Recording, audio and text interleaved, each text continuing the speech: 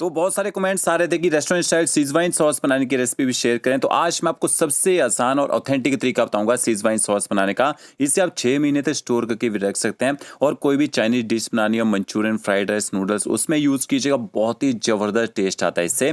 तो चलिए रेसिपी शुरू करते हैं। सबसे पहले 150 ग्राम आपने तीखी वाली मिर्च लेनी है। देखिए इस तरह से आप कोई भी तीखी वाली मिर्च यूज़ यहाँ पे कर सकते हैं। इसके डंठल होंगे ना, वो आपने तोड़ देने हैं। और जब आप मिर्ची के डंठल तोड़ें या इनकी कटिंग करें तो आपने ग्लव्स का यूज़ करना है ताकि मिर्चें हाथ में ना लग जाएं, या फिर आप कैंची से इनको काट सकते हैं। इस तरह से कटिंग करने से क्या होगा, जो बीज है ना वो अंदर से निकल जाएंगे। बीज का यूज़ नहीं करते हम बस सॉस बनाने के लिए, ठीक है, क्योंकि वो ज़्यादा ही तीखे होते हैं। तो ये देखिए सारी मिर्ची की मैंने कटिंग कर ली है। अब बीज निकालने का तरीका बताता हूँ। इस तरह से आपने एक स्पाइडर लेना है, एक एक मिर्च के बीज निकालने हैं। इस तरह से थोड़ा सा आप इनको हिलाएंगे स्पाइडर के ऊपर ना, सारे जो बीज हैं वो निकल जाएंगे और थोड़े बहुत जो बीज बच जाते हैं जब मिर्ची को बॉईल करते हैं उस टाइम निकल जाते हैं। तो कि देखिए यहाँ पे कितने सारे जो बीज है वो निकाल दिए। अब आपने कश्मीरी मिर्च भी लेनी है। तो यहाँ पे 50 ग्राम मैंने कश्मीरी मिर्च ली है। इसको भी आपने इसी तरह से काट लेना है। ये कश्मीरी मिर्च जो होती है तीखी नहीं होती है, इससे ना सॉस में कलर अच्छा निकल के आता है।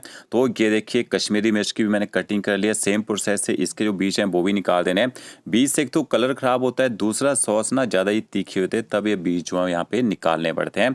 तो अब देखिए यहाँ पे सारे सीड निकाल के साइड में कर दिए हैं। दोनों मिर्च को मैंने इकट्ठा कर लिया। टोटल मेरे पास जो है 200 ग्राम मिर्ची है और इससे आपकी 1 किलो सॉस बन के तैयार हो जाएगी। अब आपने अगला प्रोसेस क्या करना है, आपने कढ़ाई लेनी है, उसमें पानी ऐड कीजिएगा। पानी को आपने यहाँ पे बॉईल कर लेना है। गैस की फ्लेम चालू कर देते हैं और इसके बाद आपने इसमें मिर्ची भी ऐड कर देनी है। इस मिर्ची को आपने कम से कम ना 20 से 25 मिनट तक मीडियम टू लो फ्लेम में पकने देना है। इसके साथ में विनेगर ऐड कर दीजिएगा। विनेगर से भी थोड़ा तीखापन मिर्च का जो है वो कम हो जाता है। तो ये देखिए यहाँ पे बॉयल हो चुका है। गैस की फ्लेम यहाँ पे मीडियम टू लो कर देते हैं। 20 से 25 मिनट तक पकने दीजिए। तब तक आपने और तैयारी कर लेनी है। अब यहाँ पे इस सॉस को बनाने के लिए काफ़ी सारा लहसुन, अदरक का यूज़ किया जाता है। तो हम लोग घर में एक एक कली तोड़ते हैं ना लहसुन की, बहुत ज़्यादा टाइम लगता है। आपको इंस्टेंट देखिए काफ़ी सारा लहसुन छीलने का तरीका बताता हूँ, कैसे इसको कटिंग करके छीलते हैं। इस तरह से आगे से जो इसके जो डंठल होते हैं ना वो आपने काट देने हैं थोड़े से, ठीक है, इस तरह से।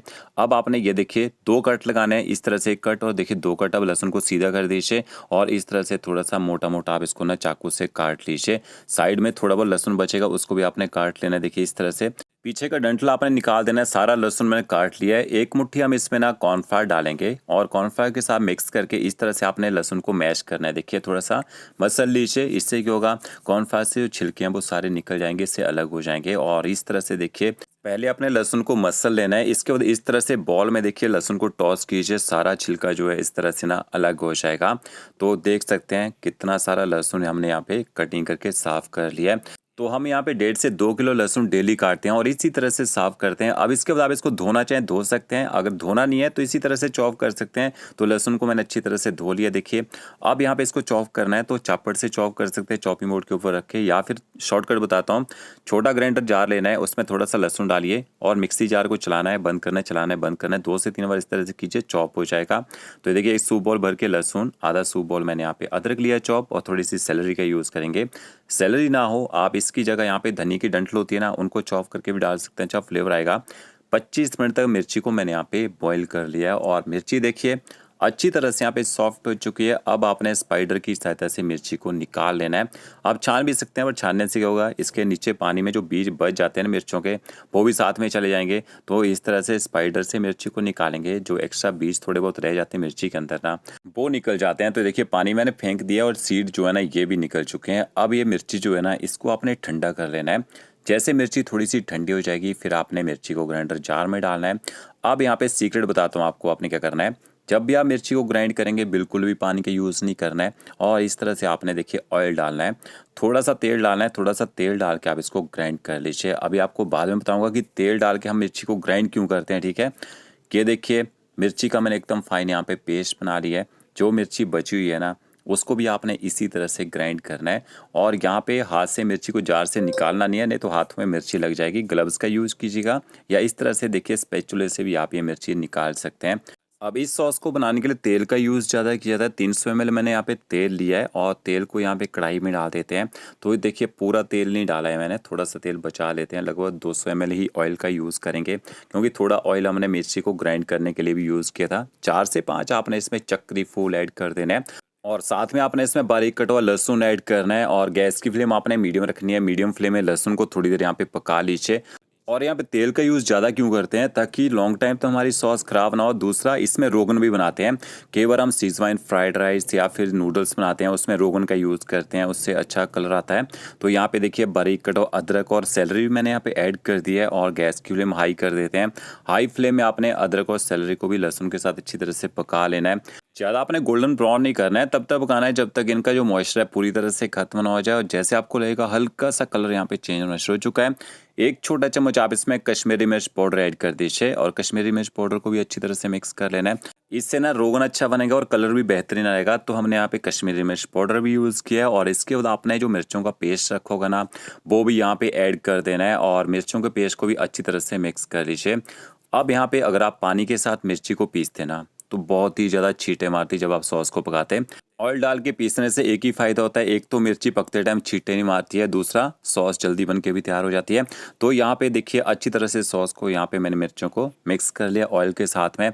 मीडियम फ्लेम में आपने कम से कम 15 मिनट तक यहाँ पे पकने देना है। 15 मिनट में देखिए आपकी जो मिर्ची है ना, पकते टाइम थोड़ी सी दानेदार होना शुरू हो जाएगी।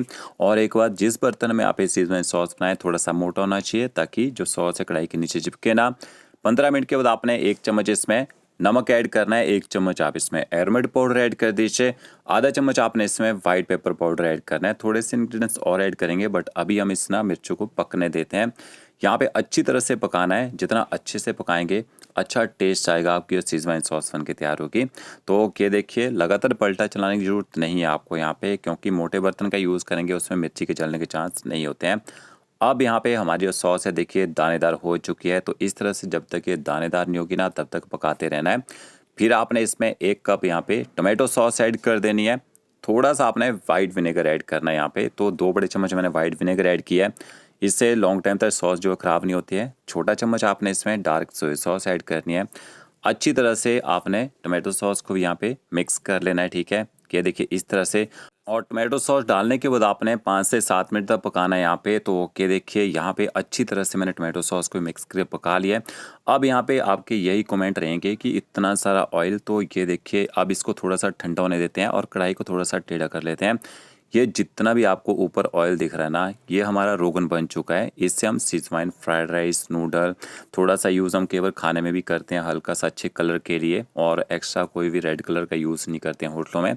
अगर आप इतना ऑयल नहीं डालना चाहते हैं तो कम ऑयल में भी बना सकते हैं। घर में रोगन बनाने की ज़रूरत नहीं है। जैसे मैंने 200 ml ऑयल का यूज़ किया है, आप 100 ml डाल के बनाइए। अब लास्ट में आपने इसमें ना 1 चम्मच यहाँ पे चीनी का ऐड करना है और आधा चम्मच आप इसमें सीजवाइन पाउडर ऐड कर दीजिए। सिसोइन सीड मिलते हैं, उससे हम पाउडर बना के तैयार करते हैं और अच्छी तरह से मिक्स कर लीजिए। तो ये आपकी देखिए रेस्टोरेंट स्टाइल सिसोइन सॉस जो बन के तैयार हो चुकी है। इसको आपने ठंडा कर लेना है और इसको अपना स्टोर कर सकते हैं, तो स्टील के डिब्बे में स्टोर कर लीजिए या फिर आपको कांच का जार लेना पड़ेगा, उसमें भी आप स्टोर कर सकते हैं। तो ये देखिए यहाँ पे मैंने 1 किलो का कांच का जार लिया है और इसके बाद इसको अच्छी तरह से धोना है, सूखने दीजिएगा, बिल्कुल भी पानी नहीं होना चाहिए इसके अंदर। इस तरह से आप इसको भर लीजिए। जब भी आपने chilli paneer, chilli chicken, noodles, fried rice कुछ भी बनाना हो, मंचूरियन वगैरह, तो इसका यूज़ कीजिएगा।